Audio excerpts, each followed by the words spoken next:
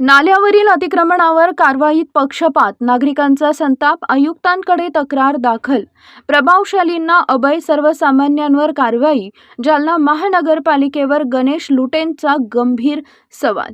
आज दिनांक 9 रोजी गुरुवारी सकाळी 11 वाजता मिळालेल्या माहितीनुसार जालना शहरातील कोलू तेलघाणा ते पोलीस कॉम्प्लेक्स या परिसरात नाल्यावर झालेल्या अतिक्रमणावर महानगरपालिकेकडून सुरू असलेल्या कारवाईत मोठा पक्षपात होत असल्याचा गंभीर आरोप पुढे आलाय.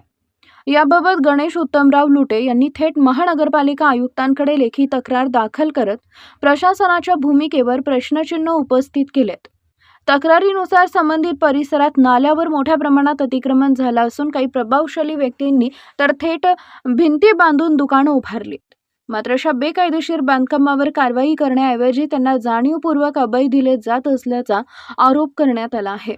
याउलट गोरगरीब व सामान्य नागरिकांवरच निवडक कारवाई करून त्यांना त्रास दिला जात असल्यानं प्रशासनाविषयी जनतेमध्ये तीव्र नाराजी पसरली आहे. विशेष म्हणजे मागील अतिवृष्टी दरम्यान नवीन जालना परिसरात निर्माण झालेल्या जलप्रलयानंतर माननीय जिल्हाधिकाऱ्यांनी नाल्यावरील अतिक्रमण हटवण्याचे स्पष्ट आदेश दिले होते. तरी देखील संबंधित अधिकाऱ्यांकडून त्या आदेशांची प्रभावी अंमलबजावणी होत नसल्याचं समोर येत आहे.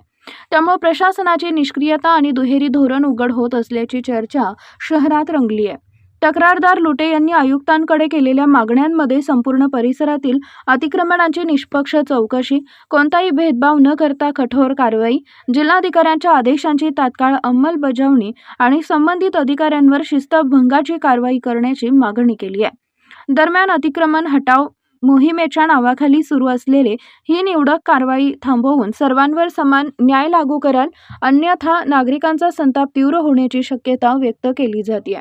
आता महानगरपालिका प्रशासन या गंभीर तक्रारीची दखल घेऊन ठोस पावलं उचलते का, याकडे संपूर्ण जालन्याचं लक्ष लागलंय.